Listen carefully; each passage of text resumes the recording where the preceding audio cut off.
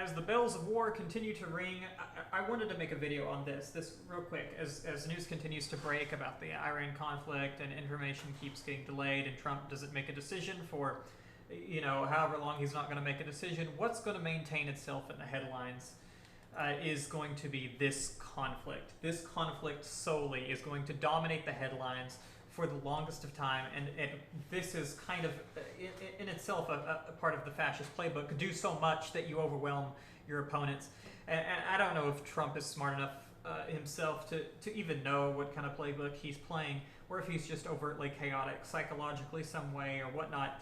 But what I do want to advise everyone is to remember that there are horrible things going on at home too. There are things here that we still need to work and continue to fix. There are things here that are going to not maintain itself in the news just because, this world event is such as at the precipice of occurring, where the U.S. may or may not join a Middle Eastern war and put ourselves in another Middle Eastern forever war. There are things happening at home that you cannot forget. You cannot forget the things, your neighbors, the people who are suffering here, because you're going to be distracted by the things that are going on over there. It's not to say that you don't get involved in it, or that you don't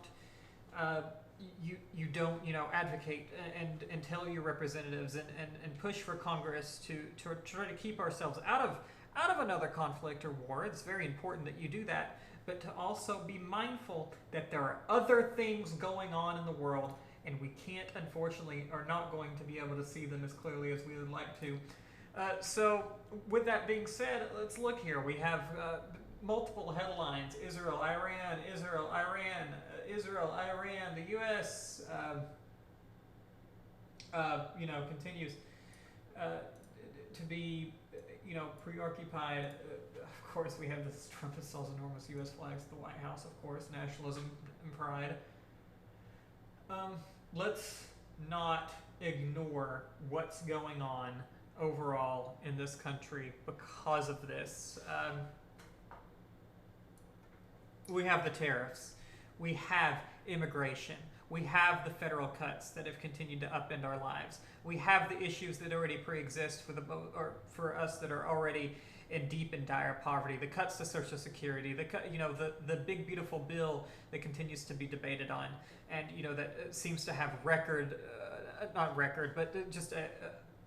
not very many people support it. Cuts to the Affordable Care Act, cuts to Medicaid, cuts to food stamps, cuts to the things that affect the most vulnerable in this country. The continued existence of a very, very sorry Social Security system, the lack of health care, equitable health care in this country. All of these things should not be diminished and suppressed by the threat of an ongoing war simply because it distracts. One of the greatest distractors I think countries can have is conflict and war, because it affects everyone, it affects the family immediately, and it lets these slow-burning crises just burn and burn and burn until they're unfixable. So guys, don't get distracted. It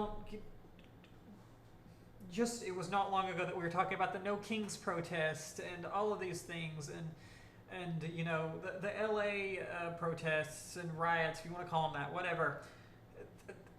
These were issues, hot button issues in the United States that affected us. We cannot let these go unanswered because we're going to have another prolonged Middle Eastern conflict. Don't let that happen. Remember, ladies and gentlemen, always be mindful of the things that are going on in your neighborhood, in your state level, and the federal government. Don't get dissuaded and don't get distracted. Thank you all.